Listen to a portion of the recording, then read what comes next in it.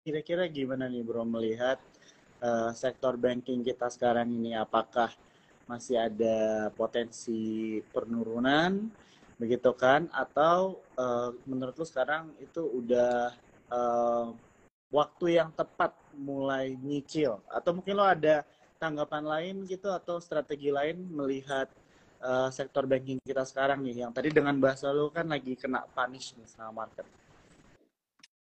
Ya, anyway, suara gue masih nyambung nggak ya? Karena barusan mati lampu nih.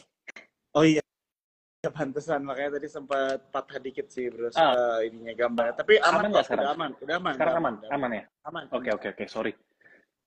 Gue lagi di luar kota, jadi di di Sumatera, dan Sumatera lagi ini, lagi mati lampu terus. Ya. Oh, oke, oke, oke, Jadi oke. satu Palembang sampai Lampung, Bengkulu katanya mati lampu total karena ada gardu PLN yang parah lah. Jadi gue lagi di luar kota, ini struggle juga sama wifi-nya, but semoga masih aman ya. Aman, aman, aman, Aman ya? aman bro, aman Oke, banget. Ya. thank you. Soal banking ya. Nah, jadi gini, banking ini tuh eh, memang punya karakter yang secara unik dan khusus gitu ya. Jadi gini, kita tahu banking kan salurin kredit ya ke masyarakat.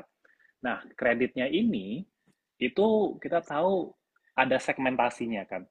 Mulai dari yang paling bawah itu kategorinya itu ultra mikro ya. Ultra mikro itu orang-orang yang bahkan mungkin nggak punya akun bank sebenarnya. Ya misalnya contoh Hmm. mungkin kayak petani gitu ya, atau ya masyarakat bawah yang mungkin mereka ngajukin pinjaman itu biasanya maksimal juga sampai 5 juta aja gitu. Jadi itu segmen yang sangat-sangat ultra mikro. Naik berikutnya adalah segmen mikro, kemudian menengah, menengah atas, sampai atas, korporat begitu ya. Nah, kita tahu sejak pandemi itu kan yang paling kena dampak adalah masyarakat yang memang menengah ke bawah gitu ya, yang kelas ultra mikro. Hmm. Jadi pendapatan mereka berkurang gitu ya, daya beli mereka juga jadi berkurang, Hmm. sehingga eh, begitu ada restrukturisasi pinjaman pas COVID, sekarang ini kan sudah mulai coba dilepas lah kebijakan restrukturisasinya. Nah, jadi yang ultra mikro ini kena dampak duluan. Nah, makanya saham-saham perbankan yang banyak menyalurkan kredit ke segmen ultramikro, ya contohnya sebut aja mungkin yang paling terkenal adalah BTPS, gitu ya, yang sudah berapa 6 bulan ke belakang dipanis habis-habisan, kinerjanya juga makin belum ada tanda-tanda perbaikan. Ya, belum tanda-tanda perbaikan itu dapat dari mana? Dapat dari non-performing loan, ya, yang semakin lama makin tinggi. Yang kedua adalah profitabilitas perbankannya menurun. Hmm. Kenapa? Karena mereka melakukan pencadangan, ya pencadangan kerugian. Nah, dari dua indikator ini tadi NPL dan kenaikan CKPN, segmen yang paling kena kinerjanya paling nggak bagus tuh ya segmen ultramikro, BTPS kena duluan. Ya. Kemudian yang sekarang dari top 4 banks, Hmm. ya itu ada BCA, BRI, Mandiri, BNI. Mungkin teman-teman udah sering dengar, BRI ini adalah rajanya pinjaman mikro, ya UKM-UKM yang relatif size-nya sangat kecil. Nah, makanya dari 4 perbankan ini, yang paling kena dampak baik itu dari segi fundamental maupun dari segi fund yang keluar itu ya BRI. Kenapa? Hmm. Karena mereka BRI ini yang paling kuat di mikronya, dan sekarang dari piramida ini udah ultra mikro kena, sekarang mulai naik ke mikro. Ya kalau bahayanya adalah kalau sampai naik ke kelas menengah sampai atas itu makin bahaya lagi. Nah, jadi dari kinerja 4 atau kinerja bank keseluruhan ini, teman-teman harus cermati tadi non-performing loan, ya, di mana BRI non-performing loan Q1 ini aja itu boleh dikatakan jauh lebih tinggi dibandingin tahun-tahun sebelumnya, bahkan salah satu level yang tertinggi di BRI. That's why, ya, mungkin salah satu penyebab di mana Bank BRI ini banyak dibuang asing ya, sampai 15 triliun lebih dibuang asing dalam waktu 3 bulan terakhir. Gitu. Ya, ya. Thank you banget bro ya untuk insight-nya ya. Jadi teman-teman semua pasti mungkin ada yang belum pernah mendengar sama sekali begitu ya. Mengenai dari BBR ini ya. Jadi NPL-nya memang tinggi ya bro ya. Itu menjadi salah satu istilahnya mungkin apa ya, eh, penggerak juga lah ya dari sentimen yang kurang baik lah gitu kan, melihat dari sektor banking begitu kan. Karena bahkan gue sempat dengar bro, katanya malah dengan NPL-nya yang tinggi gitu ya, naik berapa kali lipat gitu ya dari sebelumnya, itu karena katanya ada disangkut pautkan dengan perputaran apa, orang pinjam duit gitu ya, orang menengah ke bawah itu pinjam duit untuk judi online bro. Malah gue ada sempat dengar kayak gitu juga tuh. Ya, itu bisa aja sebenarnya. Cuma kalau rasanya, kalau misalnya kayak yang kayak mungkin kelasnya BRI kali ya, memberikan pinjamannya kan biasanya untuk UKM pasti ada penilaian kan. Nggak Hmm. mungkin yang, aku mau Ya. minjem duit 2 juta aja, langsung dikasihkan Hmm. biasanya. Mungkin ada sih ya KTA ya, kredit tanpa agunan. Hmm. Ya itu bisa aja sih memang ya, tapi seharusnya sekelas BRI pun juga lebih prudent lah. Tapi ya memang akal-akalannya manusia pasti ada aja ya. Ya pura-pura punya usaha pinjam duit tapi duitnya dipakai buat dia judi online atau segala macam ya bisa aja. Nah makanya ya kita ngomongin piramida ekonomi, makanya pergerakannya yang kena dampak duluan kan yang ultra mikro ini dulu. Ya mungkin yang Hmm. banyak ngelakuin ya kayak judi online, pinjaman online, ini kan kelas-kelas yang memang secara piramida lebih ke ultra mikro, ke mikro segmennya ya. Mungkin kelas atas ada juga kali ya, tapi Hmm. mungkin nilainya jauh lebih sedikit lah. I see. Oke, oke, iya. Jadi dengan contohnya, oke, jadi dengan NPL yang bisa dibilang itu lumayan tinggi gitu ya sekarang, apalagi dibandingkan dengan kinerja sebelum-sebelumnya, menurut lo BBR ini stance-nya gimana nih? Apakah tetap menarik untuk dikoleksi kah? Atau masih perlu untuk di wait and see dulu, begitu kan? Atau mungkin ada approach lain Uh, dari lo, tanggapannya gimana nih? buat gua untuk top 4 bank sebenarnya pendekatannya cukup simple. Hmm.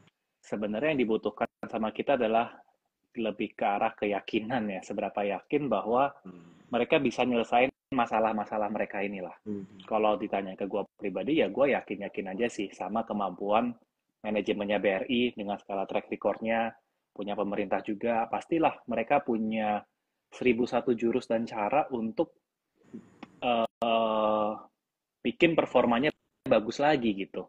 Nah, tinggal masalahnya memang cepat atau lambat dia Hmm. bisa beresin masalah-masalah ini. Nah, jadi pendekatan gue cukup simple ya untuk misal kita study case secara spesifik Bank BRI gitu. Bank BRI ini uh, gini, kalau perbankan ya, kalau kita tarik jangka panjang secara grafik harga saham itu kan Ya, uptrend ya, iya betul. gitu loh. Kenapa? Karena ya bank itu pasti makin lama makin bagus seharusnya ya. Nilai uang beredar juga makin banyak, ada inflasi, harga barang naik, ya, bisnis naik, ya semuanya intinya nilai uang pasti naik naik naik naik, semua orang juga ujung-ujungnya naruh di bank. Yang paling bisa dipercaya ya empat bank-bank yang biasanya udah besar, itu kan yang lebih gampang untuk dipercaya sama market. Nah, jadi dengan status BRI sebagai salah satu bank yang paling besar, pasti mereka lebih punya reputasi dan gampang dipercaya untuk sama orang. Nah, dengan manajemen yang handal juga, ya seharusnya tadi dia bisa balik ke kinerja yang baik lagi. Nah, karena bisa baik lagi kinerjanya, keyakinannya, maka harga sahamnya pun juga seharusnya soon or later pasti all time high lagi kok, tinggal tunggu waktu. Entah itu all time high-nya setahun lagi, atau 2 tahun lagi, atau mungkin kalau text time bisa 3 tahun lagi. But soon or later pasti all time high, kalau itu keyakinan gua. Nah, jadi uh, all time high BRI let's say di harga 6.450 ya. Sekarang harga BRI 4.500-an. Nah, teman-teman tinggal hitung aja. 6.450 teman-teman kalau dikasih diskon ya, diskon 30% aja ya. Maka harganya sekitar 4.510 ya. Jadi kalau di bawah teman-teman beli di bawah 4.510 tadi, anggap 4.500 lah ke bawah, teman-teman pegang dan hold sampai all time high lagi, ya itu teman-teman udah mengantongi 40% minimal di tangan capital gain. Sekali lagi, tinggal soon or later aja, ya kan. Buat gue keyakinannya pasti mereka akan all time high lagi lah. Nah, Begitu juga mungkin teman-teman approaching ke saham kayak BCA, Mandiri, ataupun BNI. Sebenarnya banking gampang lah, simpelnya ya 30% dari all time high itu udah diskon yang cukup menarik. Ya. Tinggal kita lihat track record. Contoh, BCA COVID 30% itu susah teman-teman, nggak dapat. Kayaknya 28% something kalau nggak salah. Ya, jadi sekelas BCA untuk turun 30% aja dari all time high itu susah banget. Sedangkan kalau BRI itu kalau nggak salah sekitar 40-50% ya. Jadi bisa aja BRI itu turun 50% itu sangat mungkin. Ya, 40% juga sangat mungkin. Jadi ya tinggal teman-teman adu sabar aja gitu ya. Mungkin mulai beli maksimal let's say di 4.500. Tapi kalau turun 40% dari all time high, teman-teman bisa beli lagi. Atau bahkan kalau turun sampai 50%, which is itu sangat mungkin terjadi, ya seperti pandemi COVID, ya. Itu teman-teman kalau BRI all time high lagi, ya berarti sekitar di 3.200-an tuh, 3220-an tuh. Ya, harga BRI itu teman-teman beli di 3.200, BRI all time high itu teman-teman udah beggar 2 kali lipat. Ya. Tinggal masalah soon or later doang kok untuk banking apalagi top 4. Itu keyakinan gua. Nah, terus kalau teman-teman mau kombinasi ya, misalnya kombinasi dengan ya secara objektif valuasinya mahal atau murah gitu ya. Mungkin teman-teman untuk sekelas BRI gitu ya, BRI Mandiri, itu mungkin kalau PBV udah di bawah 2 kali, itu udah consider cukup menarik sih. Ya. BRI Mandiri itu memang PBV-nya range-nya di atas 2 kali, kalau memang kinerjanya oke. Ya, kalau BCA di bawah 3 kali aja PBV itu agak sulit kayaknya. Ya, sekarang pun kalau nggak salah PBV-nya bisa 5 kali. Ya, jadi patokannya bisa dilihat dari PBV juga. Makanya BRI meskipun udah turun 30%, tapi secara PBV memang dia masih 2,01 kalian lah gitu. Jadi belum yang murah-murah banget, tapi sudah mulai, wah ini udah mulai ada diskonnya, udah mulai kelihatan. Nah, tinggal adu sabar aja. Oke, siap. Thank you bro untuk jawabannya ya. Jadi di sini teman-teman kita bisa dibilang cukup belajar banyak juga, begitu ya, bagaimana kita melihat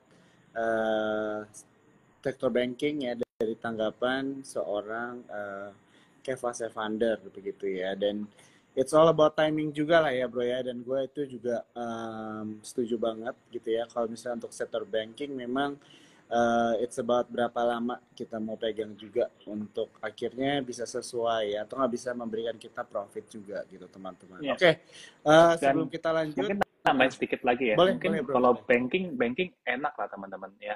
Selain kinerjanya kemungkinan besar bakal pulih lagi ya. Yang kedua adalah dividennya pun kan juga lancar. Ya. Jadi teman-teman juga lumayan lah uang nunggu soon or later balik all time high, teman-teman masih bisa dapat dividen. Let's say 3% dalam setahun ya.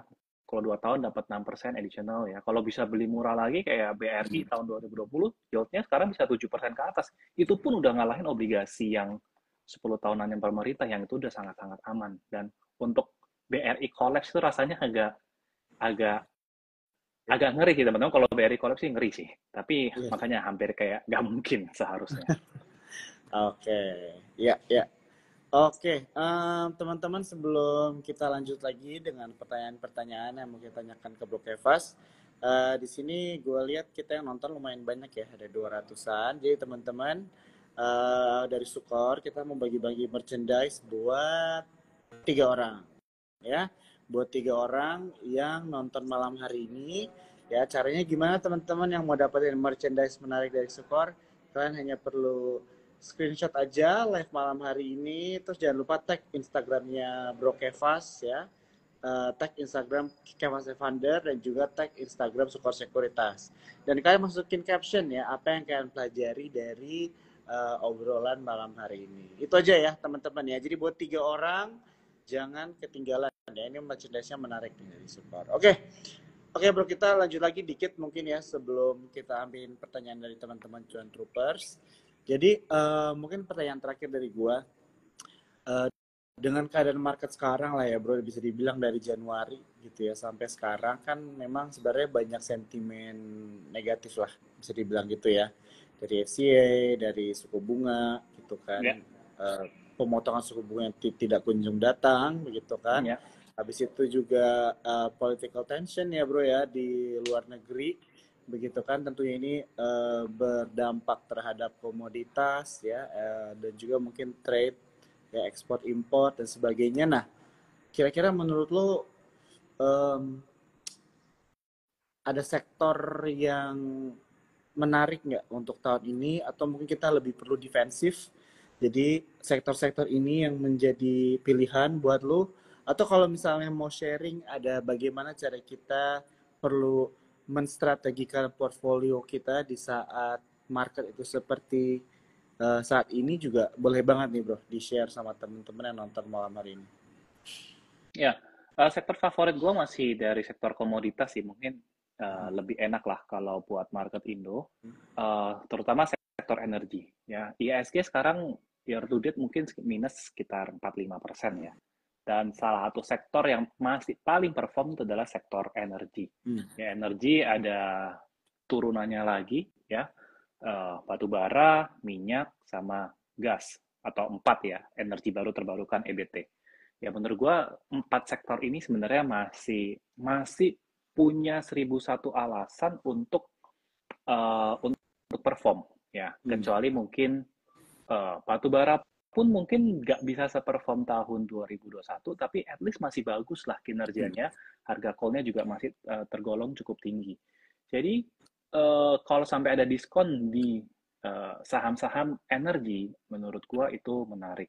Ya buat gua sendiri, gua suka atau bahkan sekarang memang lagi melirik ya sektor yang emiten yang bergerak di yang berhubungan dengan oil ya. Oil ini juga menarik selain harganya yang juga cukup stabil belakangan ini dan cenderung agak naik. Ya, itu juga karena dari sektor upstreamnya atau hulunya ya kayak eksplorasi minyaknya, ya mulai pengeboran minyak yang baru. Itu kalau saya dengar dari kolega yang berkecimpung di industrinya tuh memang juga sekarang masih masih apa ya? Masih hangat atau masih hot untuk company-company itu find another oil resource gitu. Ya apalagi Timur Tengah juga masih masih berperang banyak. Memang banyak faktor politiknya juga ya. Karena Timur Tengah memang salah satu supplier emas gitu. Dan misalnya kayak Amerika, oh nggak mau beli emasnya Timur Tengah supaya Timur Tengah nggak dapat duit dan segala macam. Ya itu jadi banyak banget faktor politiknya juga. But sektor oil mungkin bisa teman-teman perhatikan lah. Menurut gua masih masih oke. Kedua, sektor green energy memang itu salah satu yang gua selalu suka dari tahun 2022 sampai sekarang pun gua masih invest in green companies ya, tapi bukan brand teman-teman, karena brand memang bisnisnya sangat bagus, simple business, profitable, but the valuation of the stock too much lah ya. Jadi memang meskipun brand fundamentalnya bagus, tapi ya valuasinya udah over lah, you know. Jadi tapi sebenarnya secara bisnis atau secara sektor, I think it's good. I think it's good. EBT ya. Ketiga, sektor emas itu juga gold ya, itu juga oke lah. Kenapa? Karena ya dengan ketidakpastian ya orang mencari safe haven ya, salah satu yang paling ini ya gold. Tapi pemain gold, pure gold player malah sahamnya banyak terdiskon. Contoh Archie, Antam, kemudian ada BRMS ya. Jadi malah terdiskon gitu. Gue juga bingung kenapa ya. Mungkin kalau Antam lebih banyak karena kasus yang tersandung juga, ada pemalsuan emas dan segala macam ya. Tapi ya memang kadang aneh juga ya. Ada satu saham emas sih yang udah naik banyak, itu PSAB. Tapi sisanya belum banyak bergerak lah. Tapi karena bisnisnya juga nggak kayak pure smelter emas yang udah jalan bagus gitu. Mereka pun juga masih cuma nambang-nambang aja gitu. Nah, tapi gold I think still my favorite. Even kalau kalian nggak masuk ke stocks dan berkecimpung misalnya di futures ya, gold itu memang kan trennya sangat bagus. Nah, enaknya saham-saham yang tadi kita bilang energi ya, minyak, kemudian gold ataupun green energy, teman-teman dengan rupiah yang melemah, kebanyakan mereka kalau bisnis komoditas mereka pasti kebanyakan ekspor juga. Jadi even dalam kondisi rupiah melemah, mereka ini ya merasakan manfaatnya juga dengan menjual ke pangsa pasar ekspor. Jadi komoditi yang ke ekspor pun itu lebih bagus juga gitu dalam kondisi yang sekarang. I think itu yang ciri-ciri saham yang menarik sih sekarang. Oke, thank you ya Bro Kevas untuk responnya ya. Dari sektor-sektor apa aja yang menarik nih versi Bro Kevas ya. Jadi teman-teman bisa mungkin mulai kalau misalnya mau mencari saham dari sektor-sektornya dulu. Tadi udah di-mention ya. Jadi salah satunya yang paling menarik adalah dari komoditas ya teman-teman ya, dengan berbagai alasan tadi yang Bro Kevas sudah mention. Oke, ya jadi teman-teman kita coba ambilin satu-satu pertanyaan kalian ya Bro Kevas ya. Kita ada 15 menit terakhir, kita coba ambilkan pertanyaan-pertanyaan dari Cuan Troopers. Oke. Ini ada pertanyaan dari Joe Raven mengenai Inco nih bro. What do you think mengenai Inco? Inco ya. Inco pure ya nickel player ya. Jadi bentar gue buka catatan dulu Inco. Ya, jadi buat teman-teman juga kalau ada pertanyaan boleh ya langsung di questionnya atau di comment section.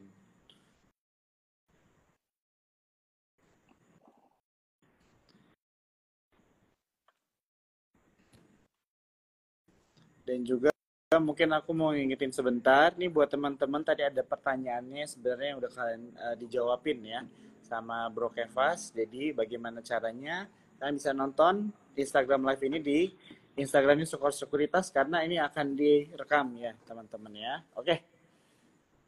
Ya, untuk Inco sih sebenarnya bagus ya.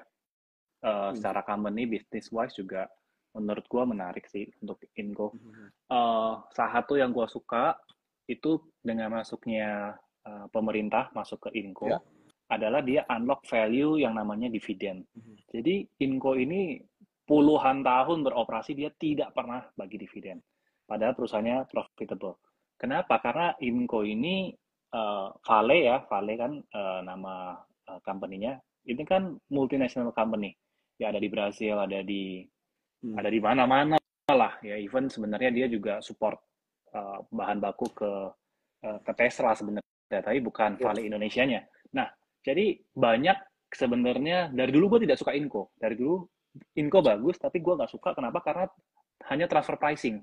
Ya, so mereka bisa dengan sangat mudah keluarin uang dari perusahaannya sendiri, gitu.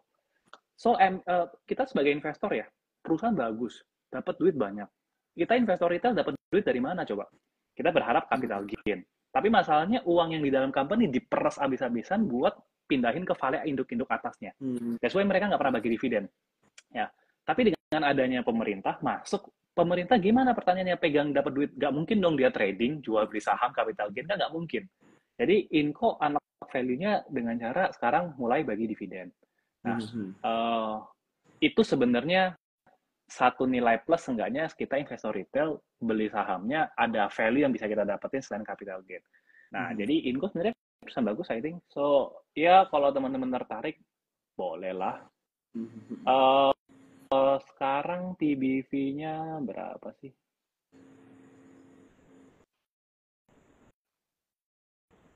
Ya, kalau PBV-nya sekarang 1,2 kali pun itu juga cukup oke ya. Maksudnya harganya nggak kemahalan. Kalau bisa sampai PBV di bawah 1, itu mungkin baru mulai menarik lah. Kalau mau teman-teman mau belinya under value banget ya. Dan kemudian harga nikel juga lagi rebound ya. Makanya dalam 2 bulan terakhir harganya juga lagi naik. Tapi secara tren agak panjang harga nikel juga masih agak turun ya 5 tahun terakhir. Ya, cuma memang dari awal tahun harga nikel lagi naik, ya Inco salah satu yang diuntungkan harganya jadi agak naik juga. Oke, sip.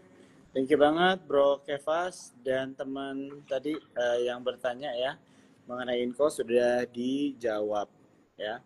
Jadi tadi mungkin gue mau mention juga sedikit. Jadi memang kita kalau dalam pemilihan saham itu kadang kita terlalu terpaku dengan capital gain ya teman-teman ya. Jadi jangan lupakan ada juga yang namanya dividen, begitu kan. Apalagi di saat keadaan market seperti sekarang itu, kalau misalnya memang tujuan kita investasi gitu ya, I think dividen plays a very important part ya teman-teman ya. Iya. Oke, Iya. lanjut lagi. Ini ada yang nanya bro dari sebentar.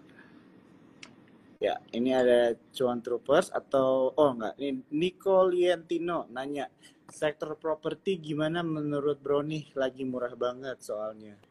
What do you think bro about Ya, sektor properti? Ya. properti memang murah tapi berat sih. Gue belum menemukan adanya X factor Hmm. atau the reason why property should booming soon as possible gitu. Nggak nemuin ada faktor yang membuat properti bisa booming dalam waktu dekat. Jadi kalau kinerjanya nggak kemana-mana ya harga sahamnya nggak kemana-mana sih. Jadi gua rasa gua belum dulu ke properti meskipun sangat murah. Kebanyakan yang kayak BSD itu murah banget gitu. CTRA juga oke dan murah. Tapi ya nggak ada katalis. Ya, ya. Oke, kita lanjut lagi. Pertanyaan selanjutnya nih dari BR1999 mengenai friend, bro. Wah, Pandangan lo kalau nggak berat bro. salah Berat. Nah, gitu aja lah pandangannya. berat. Oke. Nah ini nih pertanyaan ini juga menarik nih. Aceh gimana nih bro kalau lihat Aceh sekarang? Ya Aceh sih fine aja ya. Kinerjanya juga stabil, belum nggak terlalu wah. Harga sekarang nggak murah lagi ya karena udah kalau teman-teman yang dapat 400 pun ada dalam waktu 2 tahun ke belakang ini ada yang beggar 100%. Jadi sekarang pun harga es nggak terlalu murah lagi sih. Coba ya gue lihat. Aceh catatan gue ada nggak ya? Oke.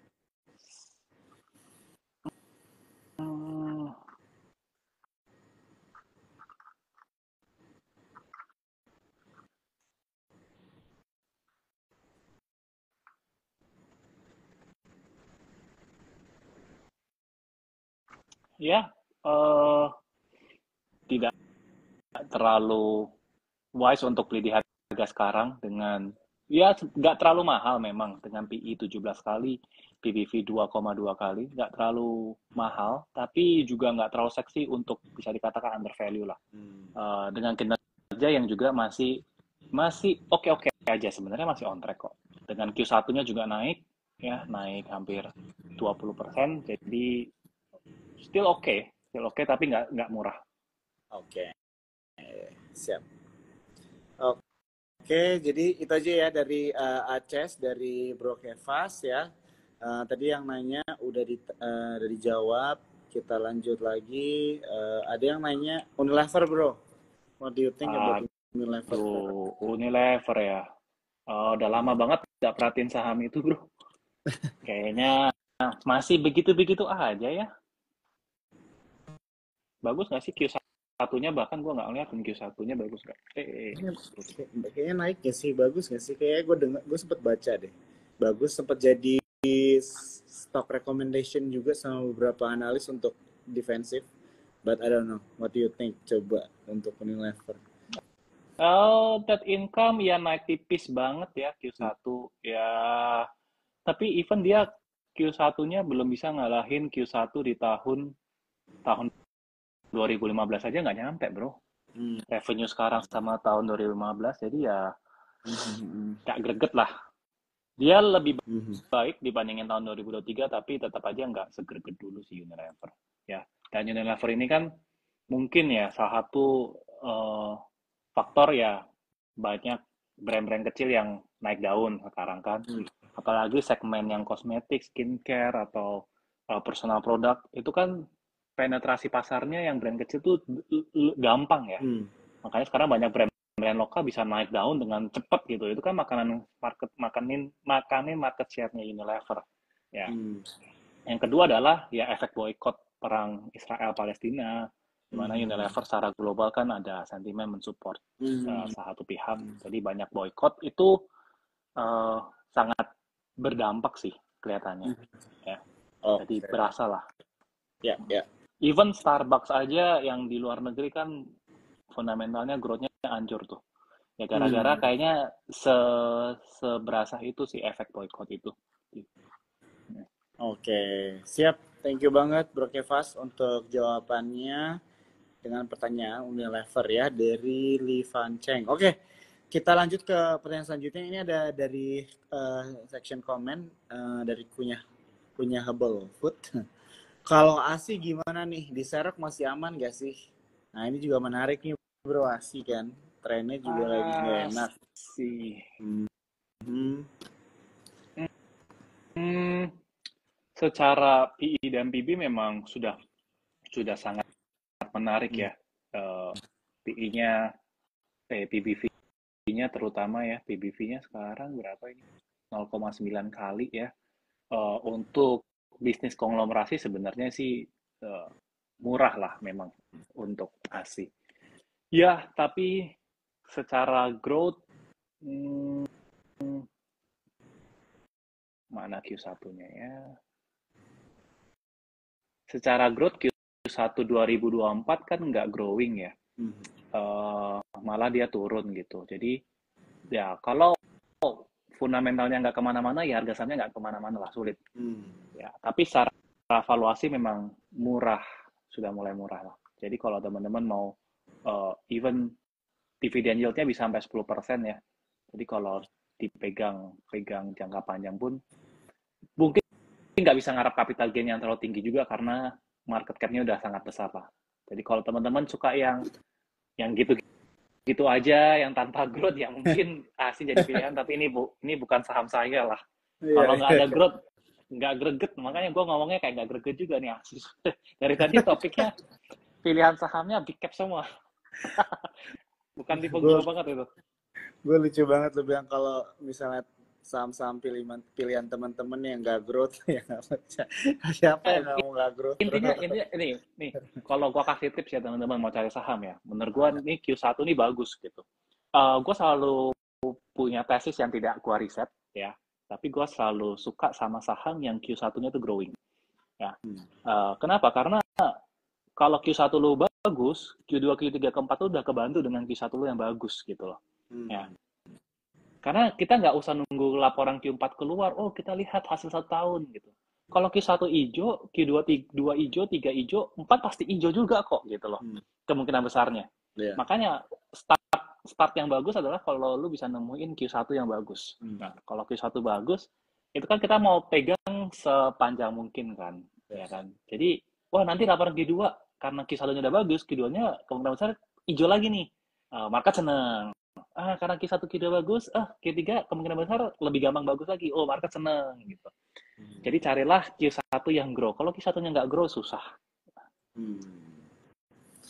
Oke, menarik ya. Ini jadi salah satu tips juga ya, cara kita melihat satu saham atau approach kita juga memperhatikan Q1 gitu ya teman-teman ya. Dari yang udah Menurut gua dijelasin. Q4 full year itu overrated. Q1 tuh Pasti. underrated. Itu bisa jadi caption tuh bro. Iya,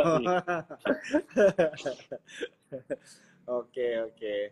Ya, kita coba ambil satu pertanyaan lagi dari teman-teman yang nanya.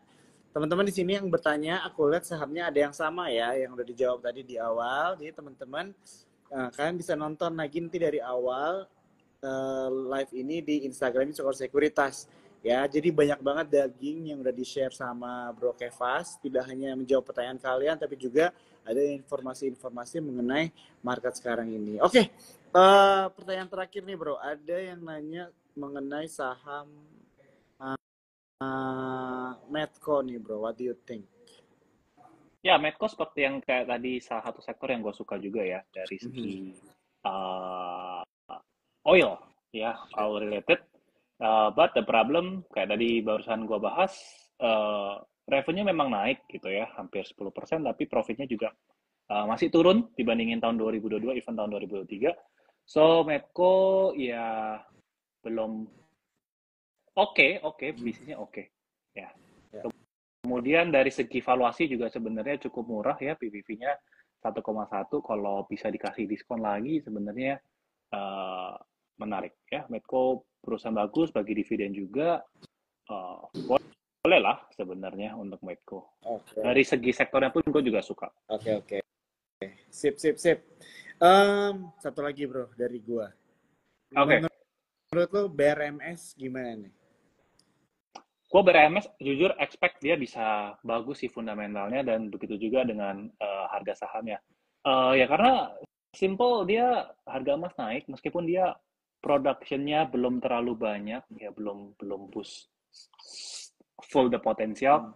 Tapi kalau harga gold bisa tinggi terus, ya seharusnya BRMS sih could be a good choice sih. Itu.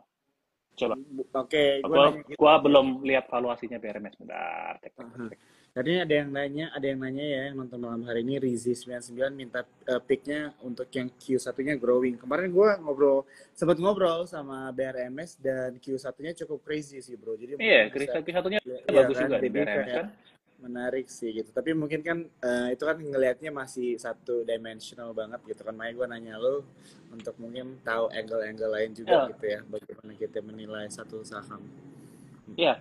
Secara PB dia memang oke lah 1,1 kali. Tapi PE-nya dia tuh masih terlalu tinggi ya, 90 kali. Artinya apa? Sebenarnya memang perusahaannya growth. Tapi buat skala dia yang size dia besar itu, profitnya masih kedikitan gitu loh. Ya karena memang produksinya kan belum full, tapi once the production full, BRMS sih harusnya sih bagus ya, apalagi dengan manajemen yang sekarang mungkin nggak 100% inisial B ya, grupnya B gitu kan, karena kan ada grupnya Pak Salim juga. Kalau Salim ngomongnya agak lebih enak gitu. Ya jadi dengan manajemen inisial yang satu pakai inisial, satu ngomong aja langsung lebih ini. Ya, intinya ada manajemen yang manajemen yang lama kan tidak terlalu disukai oleh market lah, sentimennya kurang begitu enak. Tapi dengan manajemen yang baru gitu ya, yang sudah lama, udah 2 tahun juga jalan sebenarnya. Ya, I think punya potensi lah BRMS harusnya.